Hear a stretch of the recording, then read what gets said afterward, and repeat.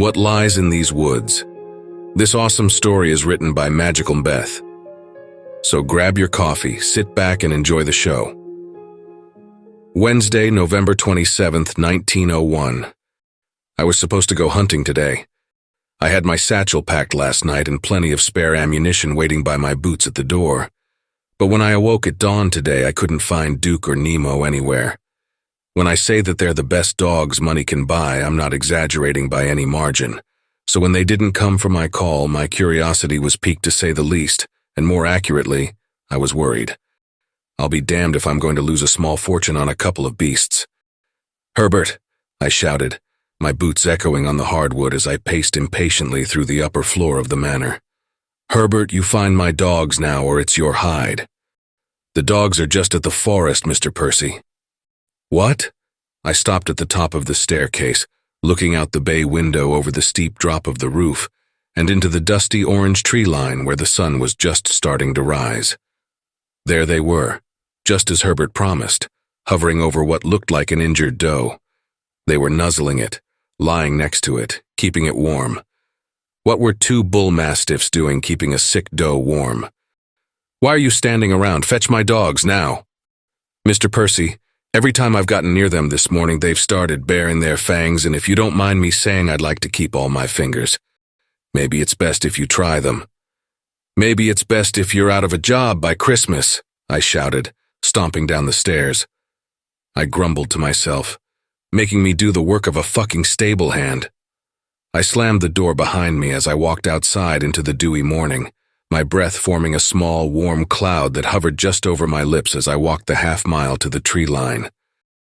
As I approached the dogs, they didn't stir. Not Duke, not Nemo, not even the frail little creature they were protecting. They were protecting it, weren't they?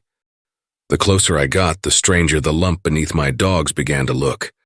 The fur melted into the pile of golden leaves as if it was just a pelt blanket, and the body filled a perfect knot in the roots of the tree. My breath caught in my throat as I saw that it was a young woman and that my dogs had been licking blood off her face. Had she been dead? No, probably not. Nemo would surely be eating her by now, wouldn't he? After whetting his appetite with all that blood. She was beautiful, absolutely beautiful, and naked from as far as I could tell. I knelt down in the leaves next to her, wrapping one arm around Duke to steady myself, and pulled the pelt down over her breasts. Indeed, she was naked. I stared at her chest for a bit, only to see if she was breathing or to see if her skin puckered at the stimulation of the crisp November air. Nothing else, of course. I didn't touch her, I just watched. The only way I could finally tell that she was breathing was the way the nest of her tawny hair pulsed around her open lips. I brushed the hair from her face, and still she didn't move. She didn't even flutter her eyes. I didn't know what color her eyes even were. She was out cold, and I wondered how long she's been in my woods. Does she live on my property illegally? Does she poach on my property illegally? Does she just walk here sometimes? Naked? At night? That can't be right. Does she have a father? A husband that I should be worried about? "Herbert!" I shouted as loudly as I could. I hoped my voice echoed into Mr. fucking Elward's property. "Herbert, you get your crippled ass out here with a wheelbarrow." I didn't hear the uneven hobble of his lame legs running yet. I have an unconscious girl on the edge of my woods. I wrapped the pelt tightly around the girl's fragile body and carefully cradled her in my arms. She was so light, lighter than either of my dogs, and I carried her to the house. The dogs followed underfoot and barked as Herbert greeted us with the wheelbarrow at the front door. "I needed that for the yard, you lazy son of a bitch, not to carry her up the stairs." "Took me some time to locate it, Mr. Percy. Only Mrs. Eleanor ever cared about the garden and landscaping." "Are you just going to stand there, or are you going to help me? Go draw a bath or something." At that, Herbert dropped the wheelbarrow and rushed upstairs. I heard the creak of the water tank as I took the girl upstairs and into the grand bath. I don't know if this is proper," Herbert murmured, averting his eyes as I slipped her naked body into the water that was filling the space around her, the brass of the tub coloring a slightly more copper as the blood rinsed off. "We should leave this to someone more equipped." "Who? Mrs. Eleanor?" I don't think she's coming back from the dead just for this, Herbert. And the doctor is a 3 days journey from here, so if this is wounding your beau monde decorum, just fucking leave the room. I don't know some of the words that you just said, Mr. Percy, but I perceive they were meant to ruffle me. Just get some towels, I growled, and he left the room. I picked up the fur pelt that had been discarded on the floor and investigated it as the bath filled. It looked like an ancient fox fur. At least I think it was fox. The pattern didn't match any game I had seen in my woods perfectly, but looked familiar all the same. There were patches where the hair no longer clung to the leather as if it had been worn for years at a time. I leaned over the tub, the waterline now rocking just below the plush pink mound of her nipple, and dipped my hand into the water. At first I created ripples, splashing against her skin, seeing if she would stir. She didn't. I cradled her neck in my hand, keeping her mouth from submerging. I ran my other hand down the length of her body. There had been so much blood I had to check for wounds. I opened her legs and my hand stopped at her inner thigh where there was a soft slickness. I slowly let her head sink under the water. She's slipping. Herbert threw the towels on the ground as he ran into the room. Duke followed closely behind, barking precociously. I'm washing the sticks out of her hair, you lunatic. I propped her head back on the lip of the tub. Look at you. You've spoiled the towels. Herbert kept a close eye on her for the rest of the day, taking her to Eleanor's room and locking it from the outside. Of course I have a house key, but I'll let the girl rest for now. Besides, Duke has been growling at me every time I even linger outside the door. Sunday, December 1st, 1901. She opened her eyes for the first time today, and it turns out that they are a gilded shade of amber. This morning, my dogs had been reduced to whimpering haunches and crying heaps in front of the door to her room. I took my key and I creaked open the door, and Duke sieged the opening with his great square skull, thrusting his way into the room and jumping onto the foot of the bed. That's when I saw the girl's eyes flutter open, and her eyes were amber. I walked over to the bedside and looked down at her. Her eyes seemed to register me while they flitted about the room. My pelt! Her eyes closed again, but her voice had been in a drowsy panic. I looked down to see that her fist was balled around Duke's ear, and Duke curled into the girl's side, letting a loud huffing sound as if he was sighing with relief. I sat down on the other side of the girl and brushed my knuckles across her cheek. She pulled away in her fever dream, and her lips quivered ever so slightly. Her face was flushed, and her forehead had accumulated sweat from the days of bed rest. She smelled like pine trees and woman. I raked my hand down her throat, stopping to examine if the superficial scrapes had been healing, reading the valleys of the scabs like braille as I moved my hands down her chest. I rolled the duvet down to her waist, careful not to disturb Duke, who lay lethargically by her side. She was wearing Eleanor's nightgown. Good one, Eleanor, I thought to myself. Even after death, you still managed to have my cock under lock and key. I wrapped my hand around her pretty little throat. I could do it with one hand, not like that fat bitch Eleanor. My other hand moved to unfasten my trousers, but there was a knock at the door. I would have jumped had I not known it was just Herbert. Mr. Percy? Mr. Elwood was wanting you to accompany him to the churchyard. I'll be down in a minute, Herbert. I'll tell him. I stood up, straightened my vest, and locked the door from the outside. Thursday, December 12th, 1901. I was on top of her before she was even awake this morning.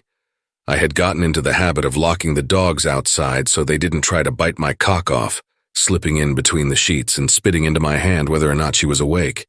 So imagine my surprise when I see two golden saucer eyes staring up at me with utter disgust. She didn't even try to stop me. What's your name, then? I took a rag off the dresser and began cleaning up. Alice. I tossed the spent rag onto her pelt. I heard her breath hitch and watched as her body lurched forward. This was going to be fun. Alice, that's a pretty name. You should really let me go. For the first time since I'd met her, she stood up. She wasn't as short as I had expected, but her shoulders were still quite narrow. I think she was trying to be intimidating. They will come looking for me. Who will? Because it's been a fortnight and no one's come looking for you, I said, stepping into my trousers and pulling them up around my waist. They haven't noticed I'm missing yet. They'll notice soon. Of course, I shrugged, adjusting my suspenders on my shoulders.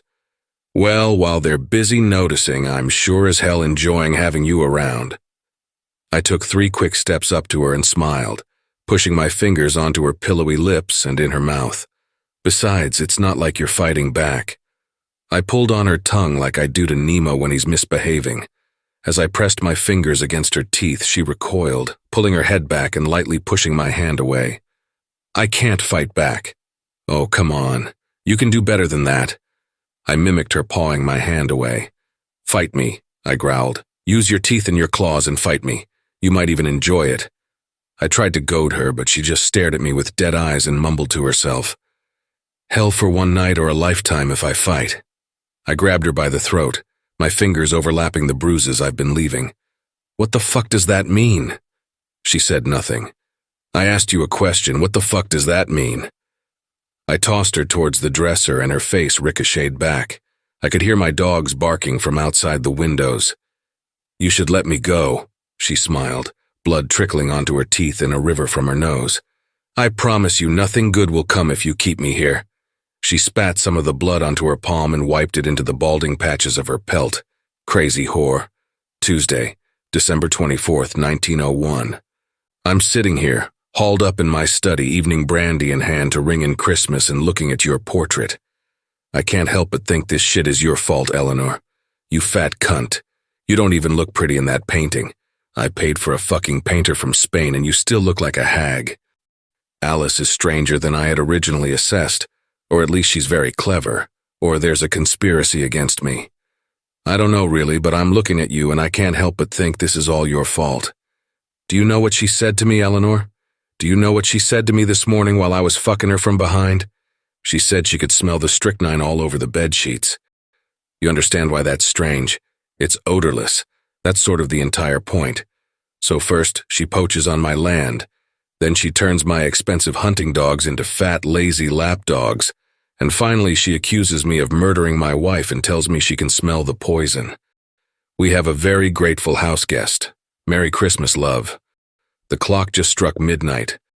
I guess they don't have white Christmases in hell, but know that it's lovely here. The woods look beautiful. Of course, you being absent makes the view all the more splendid, but let's not fight. Mr. Percy, I heard a soft whisper from the hallway as the snow dampened every sound in the way that only snow can. I took a deep swig of my brandy and carefully placed the glass back on my desk. I moved to the door quietly and deadbolted the lock, throwing a chair in front of the handles, bracing them from swinging inward. Alice? I asked, my lips brushing the crack between the doors where a sliver of golden light trickled out. How did you get out? Mr. Herbert let me out, she mumbled. I watched as her silhouette seemed to drunkenly stumble down the hallway towards me. When she slammed her body against the doors, they shuddered, and I saw that she was once again naked.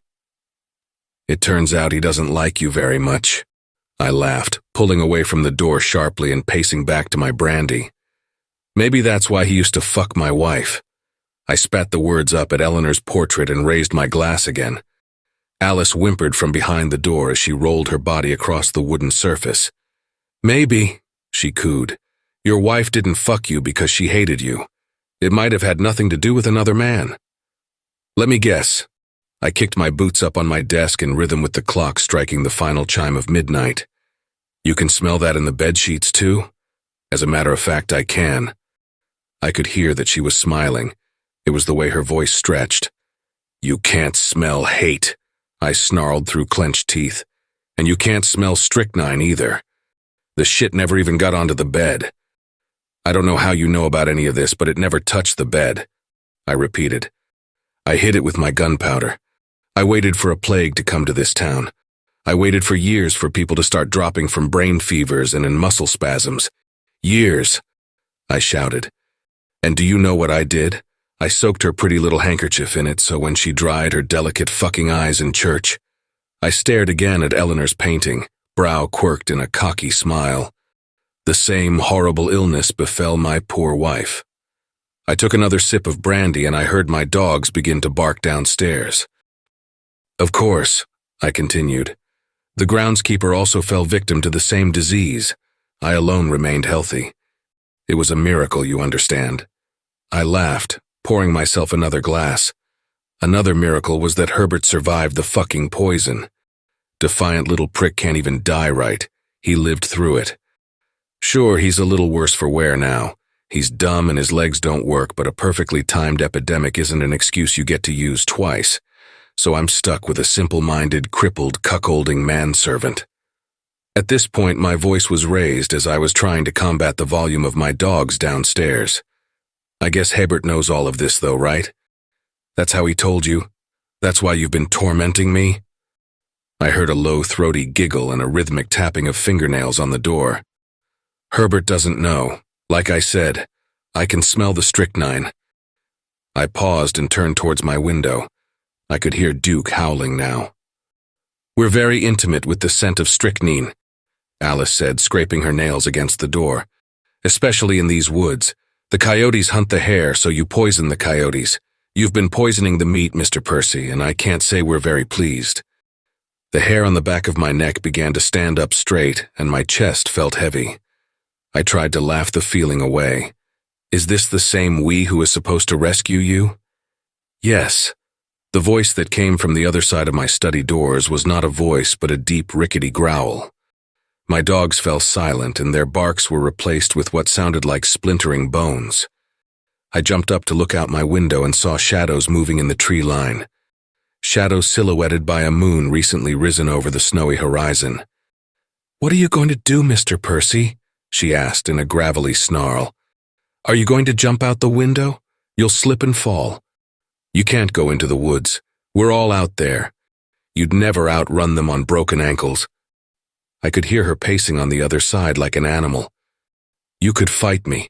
You could use your teeth and your claws and fight me. You might even enjoy it.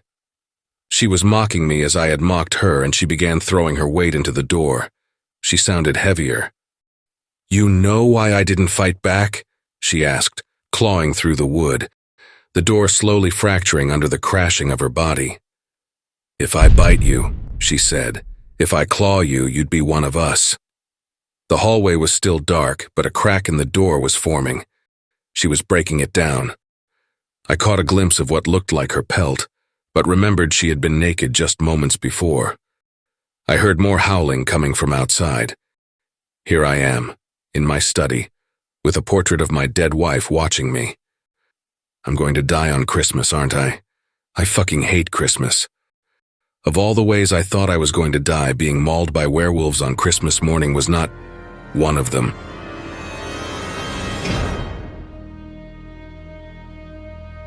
Hey, family.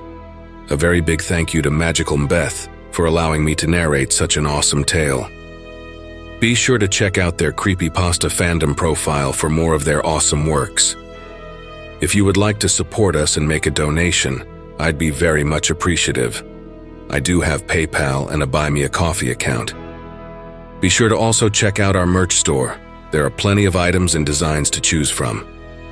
If you enjoyed this video, then why not check out the next one? Here, on the right-hand side. You can also follow us. All my socials and all my other links are contained within the Linktree link below. Take care, everyone, and I hope you all have a wonderful and peaceful night. And don't forget, where fear is, happiness is not.